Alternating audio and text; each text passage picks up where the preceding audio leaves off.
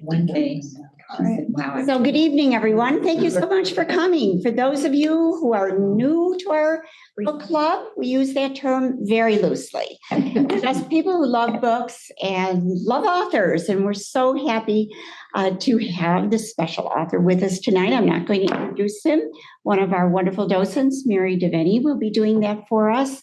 But thank you for coming. And before you leave tonight, I hope that you'll take one of our bookmarks with you. It has all the books that we will be using through the end of this month.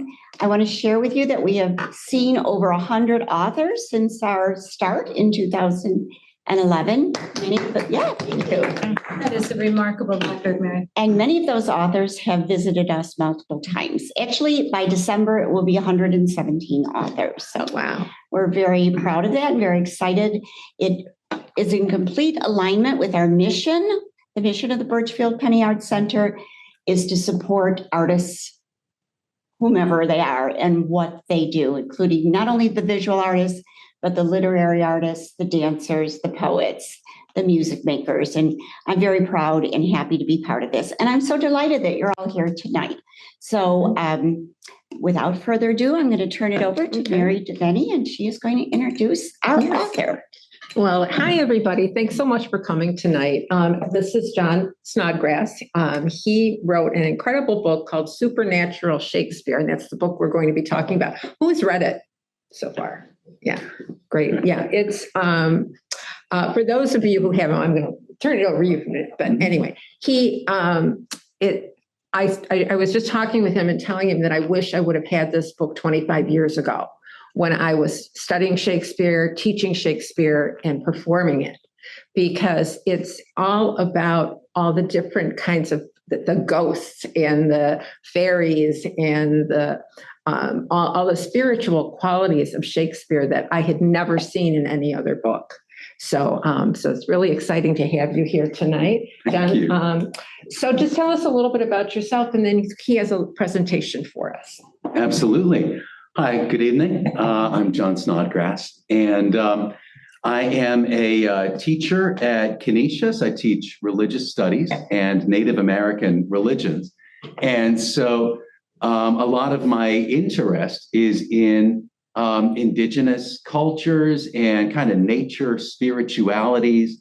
And, a few years ago, I started looking for a book about that in Shakespeare's writings. What could I learn about some of the indigenous English customs and the witches and the ghosts and the fairies? And I did not find the book that I was looking for. And so I decided to create that book. And the way that I do that is I print out just a whole bunch of really dull scholarly research articles on that topic. And then I prop them up on the treadmill and I just walk and read. And it keeps me from falling asleep. And then I write little notes in the margins. And then later on, I take all of those little things I've written on the sides of these pages and I put all that together and I say, okay, well, here, this could be the core of kind of a fun essay about witches and Shakespeare or ghosts. Tonight, I'll be talking about fairies in Shakespeare and what were some of the influences, some of the sources that William Shakespeare would have grown up with.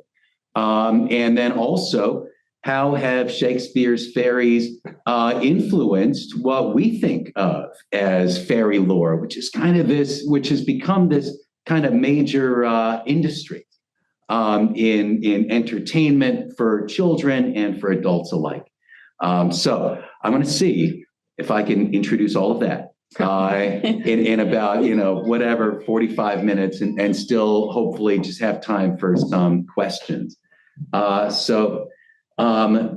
If you please. So fairies in modern American culture, not just for children, but have become this kind of major thing in children's entertainment and toys and merchandise. But it's also something that that adults are fascinated by, and there are a lot of adults. My mother studies fairyology, and she like really reads about it and gets excited about it. And I think that there is, a part of us, maybe, still as adults, there's a part of us that still wants to kind of be looking for that. What is it? That wonder or that, little movement out the corner of your eye when you're walking in the forest that gives you that feeling that there's something more in the world than, factories and products and things like that. So the word fairies comes from the word fair, just meaning pale. It comes from the fair folk, the idea of these little pale people in the forests, especially the forests of Great Britain and Northern Europe. And it turns out when England, Ireland, Scotland, when these were first invaded by the Celts, and then later invaded by the Romans, there were reports of these little people, fair-haired people with big blue eyes, and that they painted themselves blue, and that they had blue kind of body markings and sometimes blue paint. And you would kind of see them out the corner of your eye, and then they would vanish into the forest. The Romans called these people the Picts, which, like the word picture, it means the painted people. And it's from this that we get the word the Pixies. And these little people who, as far as we know, these were the indigenous peoples of Great Britain. Small people, and the sightings of these people gave rise to legends of the Picts, the painted people, or some people called them the fair folk, or the leprechauns, or the elves, or, given, different regions had different names for these people. And the Romans found these little people to be so frustrating because every time you tried to get them, they would dart off into the forest. And so the Romans just started chopping down the forests. They went to war with the forest to kind of chase these little people out. And the little people, meanwhile, were in their own little ways, they wanted to be bigger people. And so, every so often they would try to kind of lure, especially if they saw like a really tall centurion, they would try to lure him into the forest and try to coerce him into unspeakable acts. And then they would dispatch him in some horrible way. So it's said that maybe the fairies, the Picts, the little people, that they're kind of still around among us. Even in Shakespeare's time, there were these surviving legends of the little people. Now, today, if you saw this on your lawn and you called the lawn care expert, they would tell you that you've got some kind of fungus growing underneath the grass. But in Shakespeare's time, these were known as circles that were left by fairy dancing, these orbs on the green. And the belief was that these little people would come out and dance by moonlight, and that their dancing would steady the cycles of the moon. And that furthermore, if they did not do these dances, then the lunar cycles would go out of whack, and then the oceans would go crazy, and the rains wouldn't fall, and the crops wouldn't grow. And we'll see one of Shakespeare's examples of this in a moment. There were also other things that were attributed to the fairies. For example, little bursts of swamp gas, kind of self-combusting swamp gases that became known as the will-o'-the-wisp. And in Shakespeare's plays like The Tempest or The Midsummer Night's Dream, it is the fairies who have the power to kind of turn into these floating fireballs that can kind of lead you off into the forest in order to play some kind of trick on you. In Shakespeare's time, sometimes someone would come out of the forest and they would, and somebody would say, "Where have you been? It was your turn to chop wood," or, you were supposed to do your chores or whatever. And the person would say that they had been taken by the fairies. And that was kind of a popular expression that may have meant like, well, I kind of took a nap in the forest, or maybe I was doing something I shouldn't have done, or maybe I had some unexpected experience. In United States fairy lore, we have the story of Rip Van Winkle, the guy who kind of went off into the forest, ran into some little people who were bowling, and that they kind of got him drunk and he fell asleep and then woke up 20 years later. So this is a survival of that same legend. But it also kind of connects to the idea of being taken by the fairies, like there's something happened that I shouldn't talk about, or that I don't want to talk about. In the play of Midsummer Night's Dream, there is the kind of idiotic actor, Nick Bottom, who goes off into the forest and he, takes a nap or whatever. And he comes back with this wild story in which he was kind of adopted by the fairy queen. However, when he comes out of the forest and he's about to run into his friends again, he says, "You know what? Anything I try to say, they're not going to believe me. It's just going to sound silly." So Shakespeare kind of gives us this kind of playful idea of what that kind of thing might look like. In Shakespeare's time, there was kind of a folklore, but this probably did have some basis in fact. That if you left your shoes outside of your door with a coin in the shoe, and if you left out maybe a little food and milk, you might be able to leave home and come back and find that some of your chores had been done. And there are fairy stories in which there is a coin in a shoe, or somebody leaves something out, or, for example, like leaving milk and cookies out for Santa Claus. Now, some historians, some scholars look at this and say that there may have been actual people who kind of lived outside of society, lived in the forest, maybe people who didn't want to be seen or didn't want to be known, but could kind of support themselves by doing household chores, and that the signal that you had kind of left your house open for those people was to leave a coin in a shoe, and that then they would know nobody's at home. I can come in, I can just do some housework and get paid, maybe get some food and go. So that may have been, like I said, people who, for one reason or another, just chose to live outside of society. But this became part of fairy lore, and we have, for example, fairy stories of elves or fairies who will come in and help you with your housework. When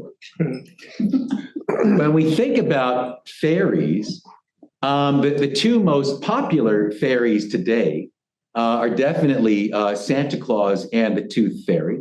And both of them have a basis in old fairy lore. And, I put witness protection here. These are the fairies who, the church kind of begrudgingly said, like, oh, like if you need to have your gift giving fairy, your coin leaving fairy, we can they kind of incorporated Santa Claus into the church, and then they will kind of put up with the Tooth Fairy. I happen to know, people ask me, like, do you believe in fairies?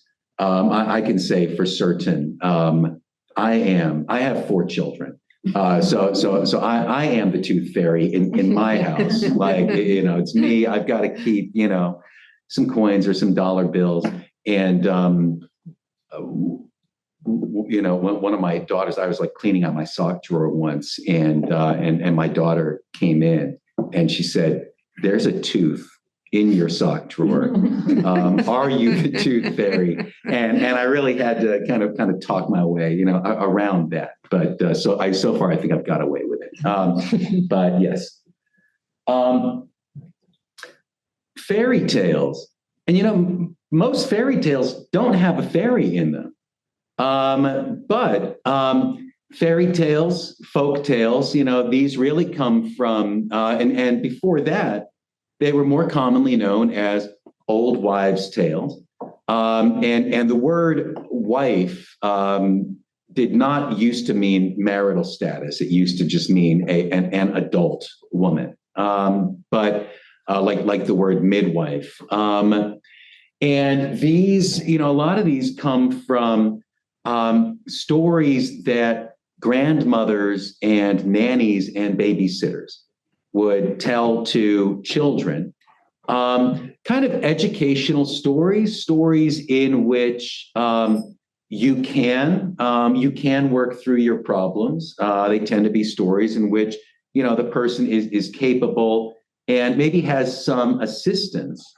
But doesn't just kind of wait around for their situation to get better.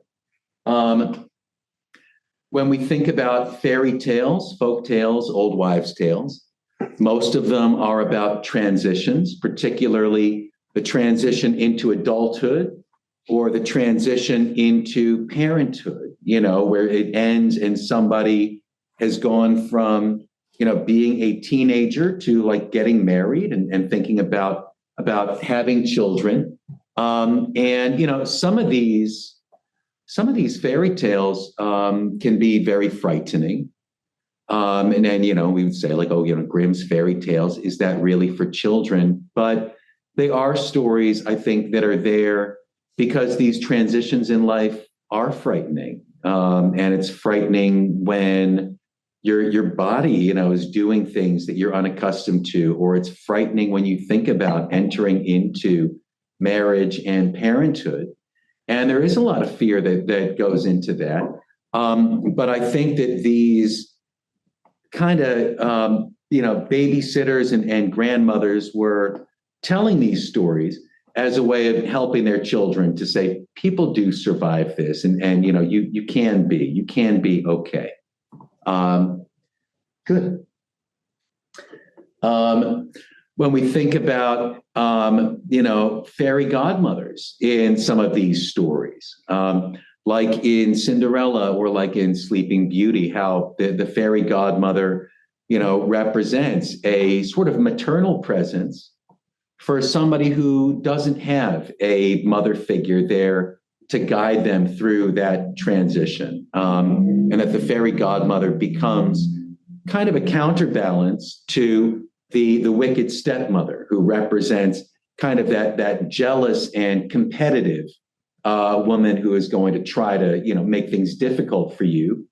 But it says, but there are also, in that transition to adulthood, there are also adult women who are going to help you through these things. And, when we think about folk tales, fairy tales, a lot of them do have female protagonists, and a lot of them are particularly concerned with that transition from childhood into womanhood and into motherhood, and kind of saying there are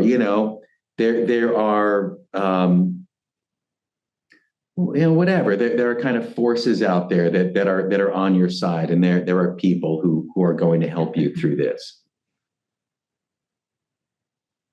Now, the fairy godmother tends to be a helpful figure, but fairies are also known to be mischievous figures, like in the Arabic tradition, the jinn, from which we get the word genie. That is a kind of a mischievous and harmful figure, or the trickster figure, in indigenous stories, like in indigenous African stories, Native American stories, that the trickster is that being that is kind of simultaneously human and superhuman and also animal, that being that is kind of driven by appetite. And I mean, Bugs Bunny is a good example of that, a being that is kind of a person, kind of an animal, has this great appetite and this great mischief.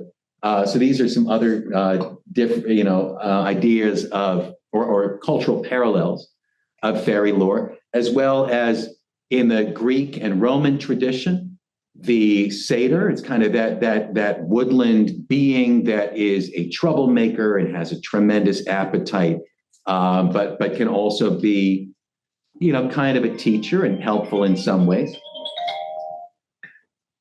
So in William Shakespeare's time, the most famous of the kind of the forest fairy figures was this being known as Robin Goodfellow, who we can see has kind of the pieces of a Greek satyr. He is part human. He's got goat legs and goat horns. We see people doing this kind of circle dance around him. We might see him and say he looks kind of satanic.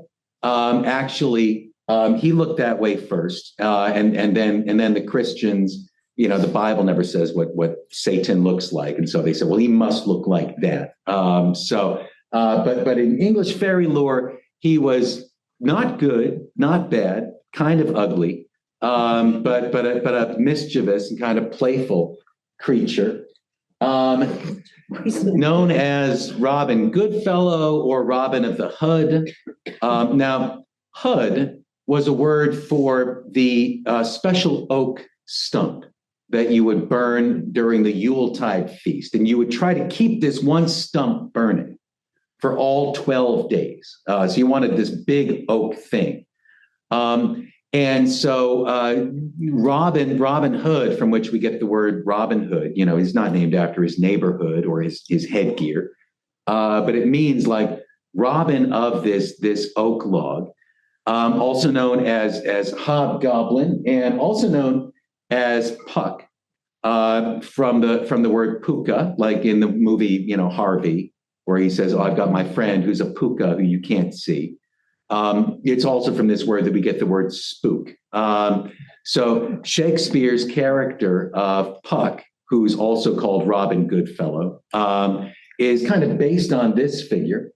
And in the play, The Midsummer, so when the first audience went to see Midsummer Night's Dream, and they saw this character on the stage, this was a character that was already familiar to them. This would be kind of like if you wrote a play and Bugs Bunny walked into it, and everybody would say, "Oh, you're Bugs Bunny, the famous prankster." And in Shakespeare's play, Puck is famous even among the fairies who haven't met him. What we see in Shakespeare's A Midsummer Night's Dream is that there's the fairy queen, Titania, and she's got a whole bunch of fairy attendants. And then there's the fairy king, Oberon, who has only one henchman, helper. But when the other fairies see Robin Goodfellow, they say, "You're the famous one. You're the celebrity." And they start listing things that he's famous for. They say, "You're the one who sometimes jumps out and frightens the village maidens. You're the one who sometimes stops the butter from congealing when the maidens are working at the butter churn. You're the ones who says, and you sometimes cause the drink to bear no barm." And what that means is sometimes when people are making beer, it does not ferment. You don't get barmy from drinking it. This is the thing, what you learn from studying, Shakespeare, all of this stuff, this Shakespearean poetry. But people in Shakespeare's time would hear this and they'd say, yes, this is his rap sheet. This is what he does. So, but they also say that sometimes if someone is nice to you and they leave out a coin or some food for you, you will do their work and they'll have good luck. And they're saying, but you're also known to do people's housework if they leave a coin in their shoe for you. So English fairy lore had been this kind of wild, like pagan, anarchic thing. Now, in Shakespeare's generation, Edmund Spenser, the author, wrote this epic poem called The Faerie Queen. And what he did with this was he kind of suggested that, that King Henry VIII had been like the king of the fairies, and that Queen Elizabeth was like the queen of the fairies. And so he wrote this document, which was in a way kind of a political thing. And what he's doing is he's taking the fairy lore and the stories of the grandmothers and the housekeepers, and he's kind of domesticating it in the service of English royalty. So that's how we come to have, in Midsummer Night's Dream, William Shakespeare inherits the idea that the fairies are a monarchy, that there's a fairy king and a fairy queen and subjects. Shakespeare gives us Titania, who is like the fairy queen. Now, he's very careful. He does this thing where he makes sure that his audiences will know that this is not a reflection on Queen Elizabeth, because he puts in this whole thing where Oberon kind of sees and sees Queen Elizabeth and knows that they're not the same, and this gives him some license to kind of do whatever he would like to do. In A Midsummer Night's Dream, if we pay close attention, we see that Oberon, who's kind of this shadowy, kind of gloomy figure, but that he is in charge of the wild boars and the bears and the dangerous predators in the forest. And then there's Titania, the fairy queen, and she is in charge of the butterflies and kind of the plants and the flowers and like the little things. However, when the two of them get into an argument, neither of them can win. So our idea of having a fairy king and a fairy queen might give us a sense that Oberon is in charge. Actually, he cannot tell her what to do. And when they get into an argument, they are at a stalemate. They're evenly matched.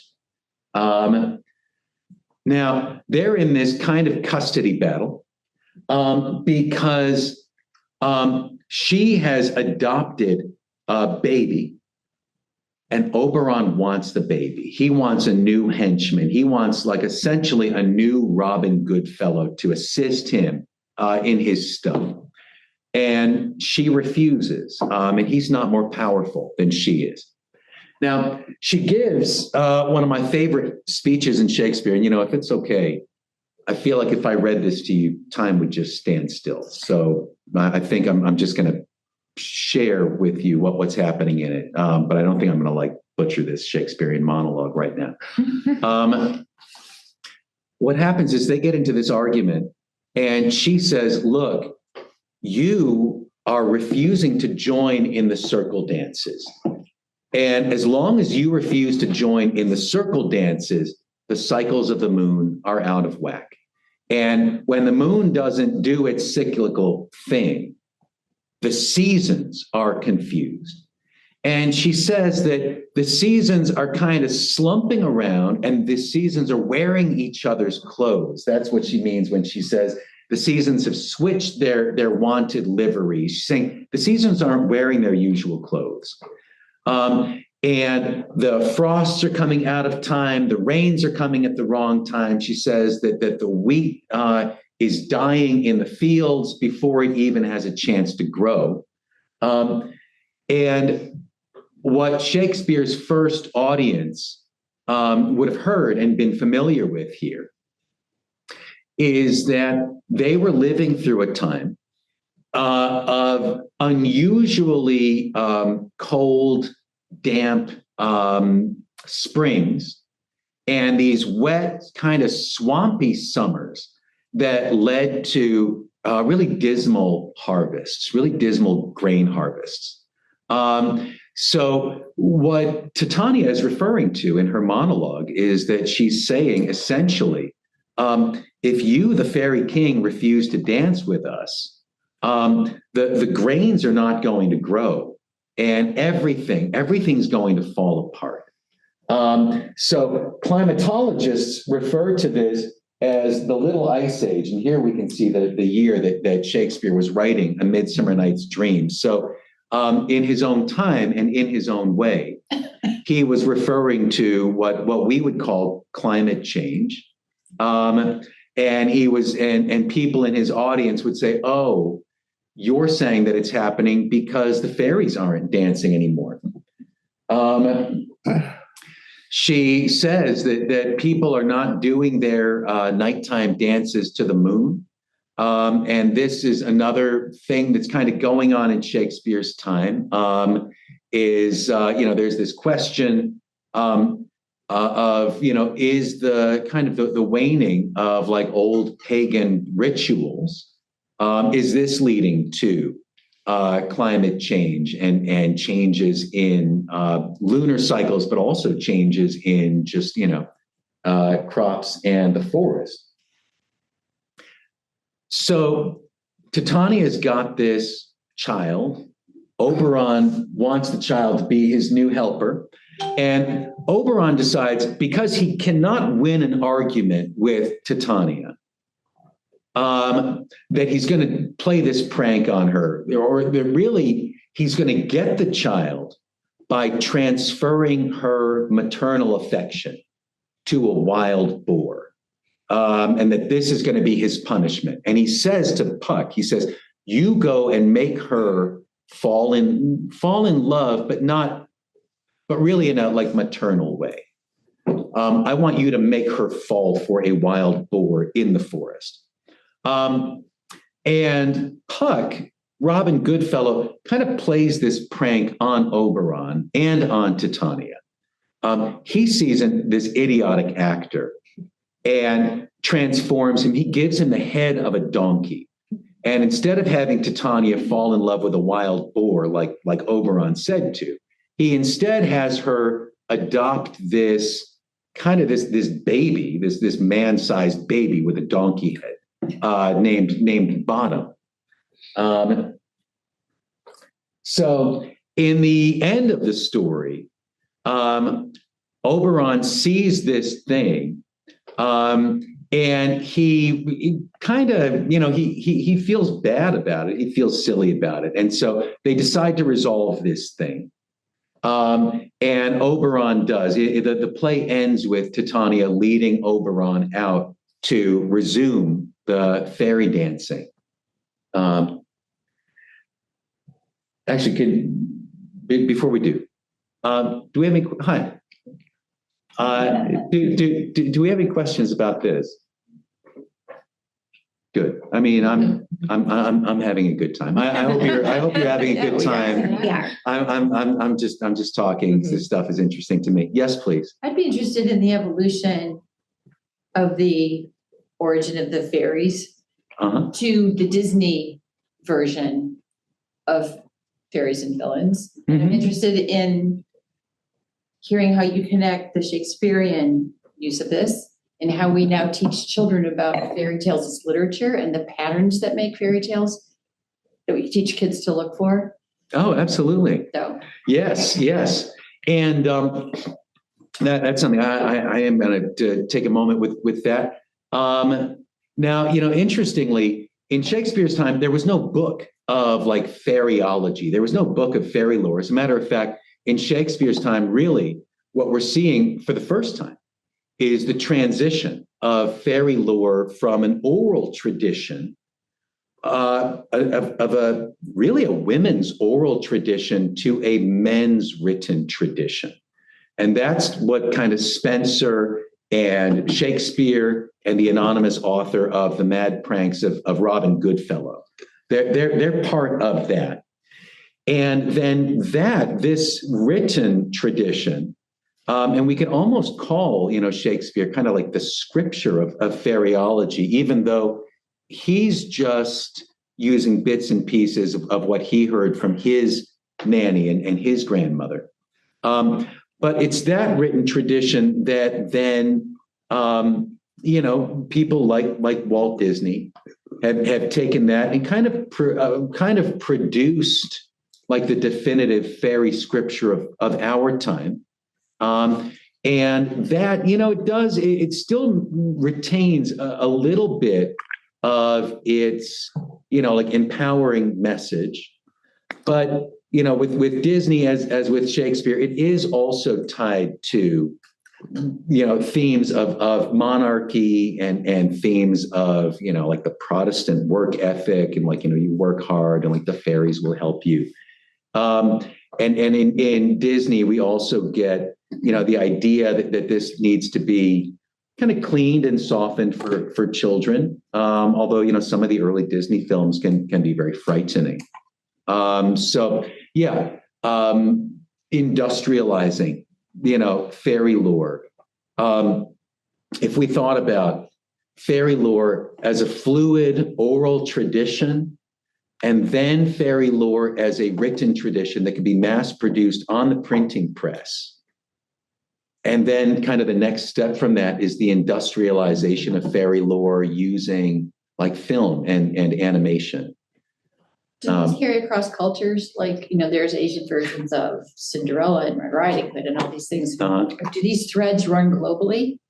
I would say that the oral tradition, storytelling, wanting to tell stories to children who are in times of transition, definitely. And there are elements of fairy lore that are familiar to me from Disney, Shakespeare, and my European American upbringing that I then encounter in stories, folklore of other cultures. So yes, I think that these things can happen independently in other cultures. Good. So, and we can maybe return to this, and I'll take more questions at the end if you'd like to return to it. Actually, let's stay on this. So, thank you. So, something fascinating, like I said, fairy lore. Now, in Shakespeare's time, it is very fluid. He can do with it whatever he wants. Someone famously said, Shakespeare's greatest gift in writing fairies was that he had never read Shakespeare. So he was totally free. There was nobody who could tell him you're doing it wrong. So while Shakespeare was writing, the same year that Shakespeare was writing A Midsummer Night's Dream, Shakespeare also wrote Romeo and Juliet. He wrote them at the same time. They wanted to do a comedy and a tragedy that season. And so Shakespeare was writing the fairy queen Titania. And in Romeo and Juliet, he wrote another fairy who was completely different and just cut from a whole different cloth. And this is Queen Mab in Romeo and Juliet. Now, one of the differences is Titania in A Midsummer Night's Dream appears on the stage and is the size of a boy. I mean, is the size of a woman. And in Shakespeare's time, it would be, played by like a 13-year-old boy. In Romeo and Juliet, the fairy Queen Mab is not shown on stage. And so with that, Shakespeare can do this whole other thing and have a fairy who is almost microscopically tiny and whose chariot is like half of an acorn. And is pulled by like insects. Shakespeare's fairies cannot fly. They do not have wings and they cannot fly. They can get Ariel in The Tempest can ride on a bat's back. Queen Mab can ride in a flying chariot pulled by insects. But actually flying fairies was a later generation of fairy lore. But so he gives this famous, he has Romeo's best friend, Mercutio, give this speech about Queen Mab.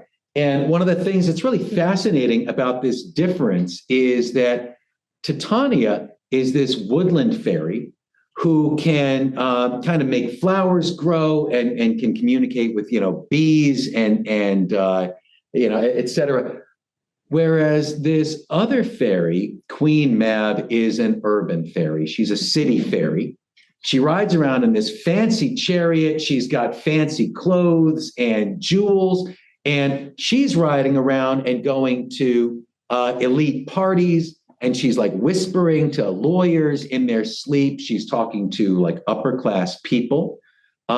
She's giving, young ladies like, sweet dreams that lead them to like wild parties and scandal and ruin. So he's doing this very different thing here. Scholars will sometimes look at these two and say like, yeah, they must be connected in some fairyology. Like I said, William Shakespeare was not at all concerned with producing a systematic, unified fairyology. He needs to tell a story, a good story. And whatever kind of fairy works best for that is what he'll do. So he creates these two very different ideas of fairies at the same time. And it's the little one, it's the microscopic one that is then going to kind of take off and become, more of our idea of the fairy, like Tinkerbell, or like the idea of the fairy as someone who is very small and maybe can fly. William Shakespeare, the person, was a storyteller. William Shakespeare's primary interest. No, this is going to hurt some of our feelings. I think we'll be okay. William Shakespeare was like, he was like the Citizen Kane of his time, or like Heathcliff in Wuthering Heights. He was somebody, he came from a very small town. People were mean to his family. They did not give him the respect he thought that he deserved. His marriage was kind of a scandal. He was not well liked. He went to the big city and he decided that he was going to buy his small town piece by piece. And William Shakespeare, besides the scripts, which he never thought were going to be published, most of the documents that we have about William Shakespeare are William Shakespeare was dragged into court again for kind of dirty dealing in land baroning and corn hoarding and all of these things that he did. But the way that he financed that was by writing these stories. And what he wanted was for everyone to love his stories. So that he could buy more land. So, I mean, for those of you who want to idolize Shakespeare, I apologize for doing that. But here's what I'm really trying to say. Shakespeare's scripts are kind of a byproduct of this other thing. However, what we inherit from that are these incredible stories that Shakespeare did not invent. He is only rumored to have invented 2 of his stories. All of the rest were actually popular novels and popular stories that it would be like when somebody makes a movie out of a best-selling novel and you already know that it's going to be a hit. Most of Shakespeare's plays are based on popular Italian romance novels that are already bestsellers. And so he knew people were going to come to see them. But Shakespeare would frequently alter the novels and novellas and the source material. And he would add He would give the characters more interiority, and more of a feeling of kind of free will. And I think that is why William Shakespeare really sticks out to us. I think that is what really distinguishes him from other authors of his time, is his exploration, even though the stories were already known, although he would sometimes give it a twist. Like everybody knew the story of Hamnet, the fool who fooled his uncle by pretending to be insane. Except that in the historical story, Hamnet gets the girl and the throne, and he wins. And Shakespeare took it in this whole other direction. So he would sometimes put a twist ending on something. He would give a happy ending to a sad story, sad ending to a happy story. But what we really love about him was his freedom to give his characters this feeling of interiority, that even if you know or you think you know where the story is going, you can listen to somebody talking to themselves and making that decision. And Shakespeare had such a great liberty in doing that. And the two stories that we have not yet found a source for, so we scholars assume that these are the two that he invented himself, are A Midsummer Night's Dream and The Tempest. And in both of those stories, he features fairies. And I think that was something that kind of left to his own devices. He really wanted to come back to. That was one of his fascinations. Maybe that was part of, his kind of happy memory of childhood, was growing up around this really interesting, dynamic, fluid, and sometimes kind of subversive fairy lore. If you please. Before I open this up to questions, and I really do hope that you have some. I wrote this book, Supernatural Shakespeare, and it is a book where I explore Shakespeare's writings about witches, ghosts, fairies, royalty, which are magical in Shakespeare's plays, and enchanted forests, which are also magical. And what I do in the book is the book kind of follows the kind of indigenous English like folk customs of the year. And then at each part of the year kind of stops off and talks about, really looks into if we're reading about like English, like Samhain or Halloween customs, what are some of the customs of witches? But the book doesn't come around to saying this is the systematic Shakespearean thing on witches. It says here are some interesting things that he does in different plays. And then I also wrote a book entitled Shakespeare's Goddess. And the two of them can be approached in any order. And this is a book in particular about the Greek and Roman goddesses who appear in Shakespeare's plays. Interestingly enough, William Shakespeare, if you put all of his writings together, you would find very little about Christian theology and the Trinity. These things were actually forbidden. They were outlawed on the English stage because they were so controversial. But his characters frequently talk about gods and goddesses in particular. And they appear in some of his plays, and then also in the book I write about the kind of like deified queens, Queen Elizabeth, and Shakespeare wrote a play about Cleopatra of Egypt that is, I think, really fascinating. So I'd be happy if we have some questions.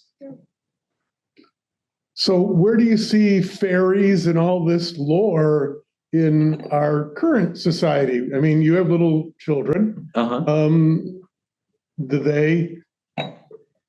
do they know about I guess you probably teach them about fairies because of you, but I mean, in general, do you have any concept of where we are today? Well, this is a good question. And I think, fairies in our time, kind of like everything, have been a little bit industrialized and a little bit mass produced. However, I do think that the fairy, even in modern times, is a reminder of that kind of childlike wonder, that idea that there's more, that there is still something mysterious in the world. I know that our scientists are really working around the clock to discover everything, and that's good. But also the idea that there's more out there in the forest that science cannot quantify or discover, and for goodness sake, that there's something left in the natural world that teachers can't make boring by putting it into a biology textbook yet. But I also think that as adults, I think that we still know, as Hamlet famously said, that there's more in heaven and earth than are dreamed of in your philosophy. And by that, he meant that there's more out there than we know about in the books, in the science books. And so, when I think about adult fascination with fairies, I don't think of that as a just a regressive childhood thing. I see that as a kind of defiant hope that there is more on earth and especially more in nature than you can thumbtack to a bulletin board or put into a test tube or put under a microscope. So I would like to think that there's still something a little bit curious, maybe a little bit subversive about fairy lore. Yes, please. So earlier you mentioned how you teach a Christianity class at Canisius. Uh-huh. So I'm kind of wondering about, as you were talking about some of these things that, how in Christianity you often think of a cardinal makes me think of a loved one who's passed. Mm-hmm. And seeing the rising sun makes me think of this. So the fairies and Christianity, is there a meld there?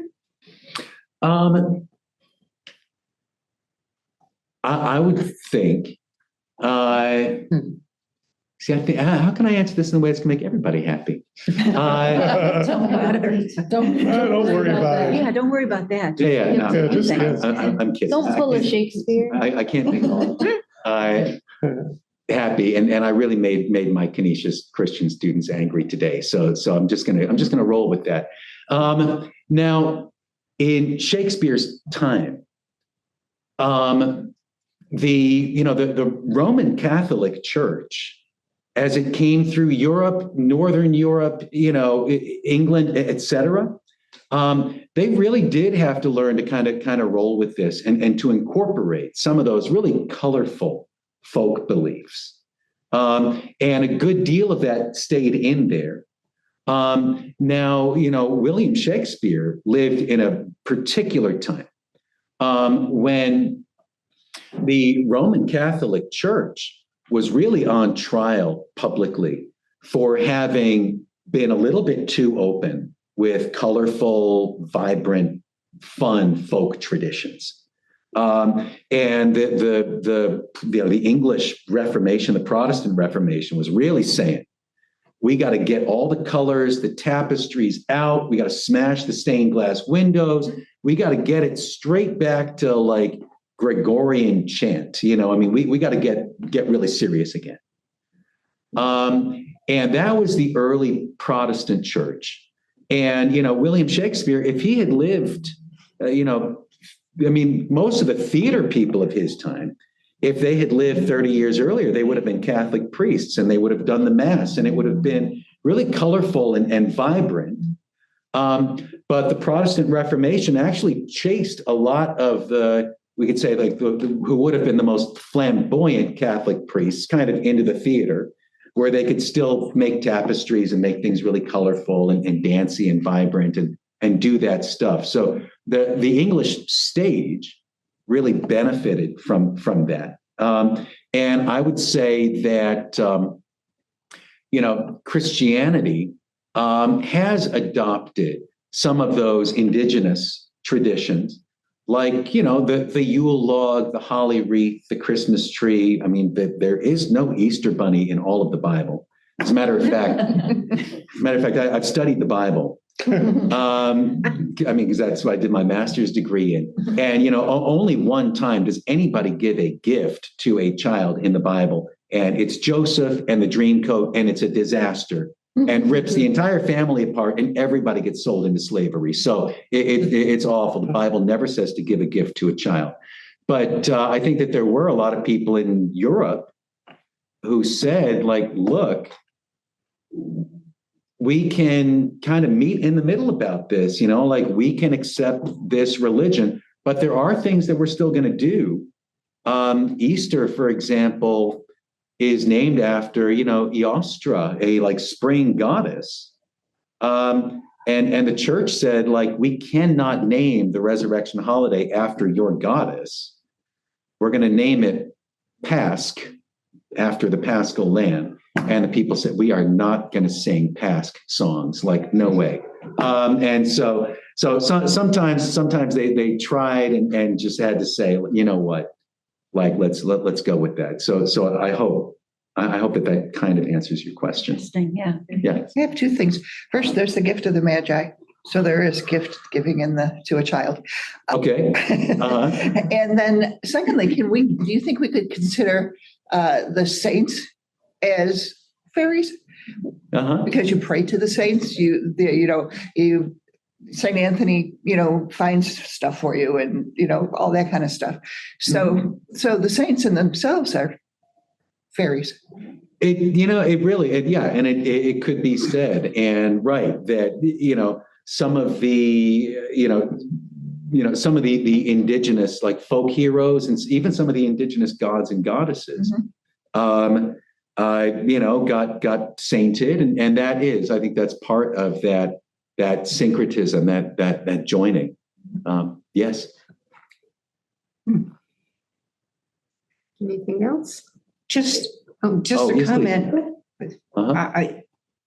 Children today, based upon about a 2-mile walk that I make in the morning through the Elmwood Village, children do believe in fairies, because I can probably point out in that small circle that I go in at least 10 fairy gardens.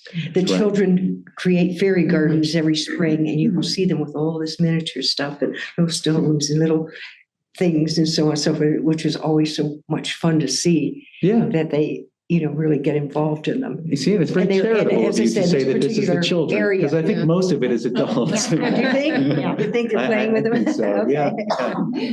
I don't have children, so I don't know. Yes, but you're right. No, I see them. I see them all the time. These, So it's like, It's there in around the modern trees. times. Yes. Yeah. Did you have a question, please? If there are no other questions, I'd like to say two things. As the publisher of the book, I'd like to note that in addition to all of this wonderful information, some speculation in these two books, there's, in addition to an index, there's also a character concordance in each of them, which is an interesting addition to the books that John decided to do. And a character concordance means that you can look under Oberon and you can see everywhere in the book where Oberon is discussed. So if you're in the theater and you're going to play that part, you can then reference everything out of the book that is mentioned about that particular character. It's a very useful part of the book that is not often mentioned, not to mention the copious notes that John put in, and they're all listed at the end. So they don't get in the way of the story, but you know what number, and you can turn to the back and read more about something. And they're really copious in Shakespeare's Goddess. It's really copious. So that's the one thing that I wanted to point out because I happen to know it.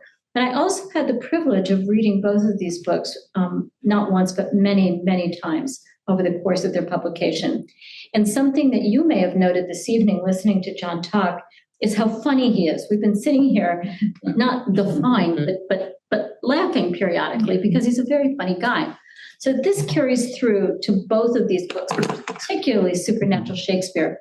I like to use the word snarky because the kind of humor that he uses in Supernatural in particular is very snarky. He takes Shakespeare and overlays the modern times and makes connections that are hysterical, but snarky, you know?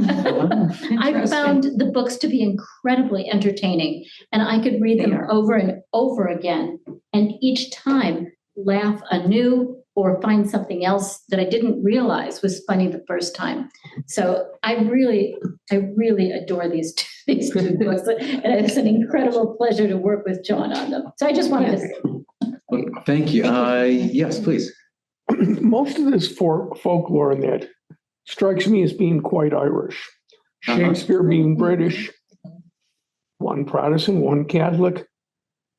Was there a heck of a cultural clash involved? I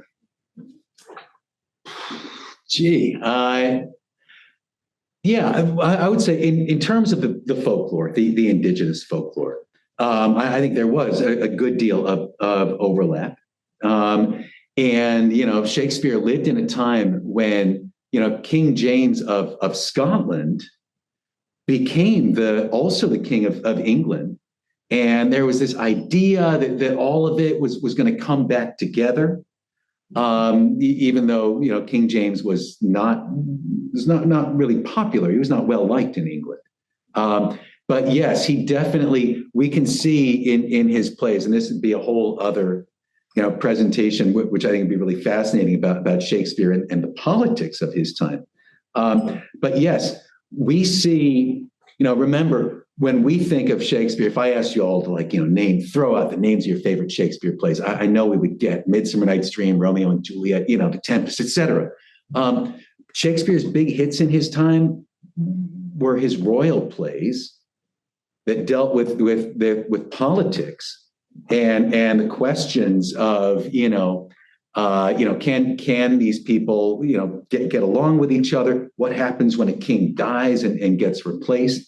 And that was a really touchy subject for which there were some writers who were being really punished, like in gruesome ways.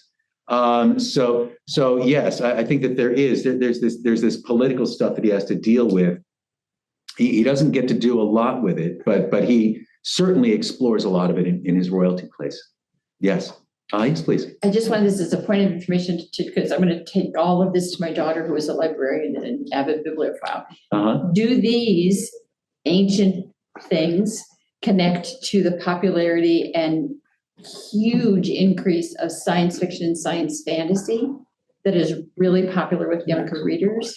You mean do these Shakespeare's like plays? If we follow the villains and the good guys and the invisible people that are, you know, on planets elsewhere and creating things, are there links that go all the way back to that kind of folklore? Yes, please. You mentioned like earlier on about the epic poem called The Fairy Queen, where it was kind of like he is taking the oral tradition and turning it into like something that's like sort of standardized, but also we can't hear you. Oh, so I'll speak louder. The epic poem called The Fairy Queen that he mentioned earlier, and how it was basically like taking an oral tradition and kind of like standardizing it. And I understood, and I don't know if this is like exactly what you were saying, that he was basically like in some ways critiquing like the royalty and using that as a vehicle to like have a political opinion while it's still like fiction. And like in a lot of like modern like YA fantasy and even like adult fantasy, that's often what it is. It's like a vehicle to talk about empire and like So do those two things intersect with Shakespeare? All right, good. If that's a So, yes, I'm good with that. I was just adding on because I had that thought earlier. right. So, Spencer, the Fairy Queen, that was definitely like pro-royal propaganda. Shakespeare is a little bit more playful about that, but I agree with what she's saying that, these currents of having a safe place for a political discourse, and especially for a maybe subversive or critical political discourse, that if you can set that in some other realm, whether it's a science fiction realm or a fantasy realm, or a folk tale, a fairy tale realm, or even on the English stage. Yes, I would see those things as part of that, that they do not have to be one thing descending directly from another, but that they can be kind of cousins, sprung from that same impulse, which is wanting to be able to kind of say that other thing.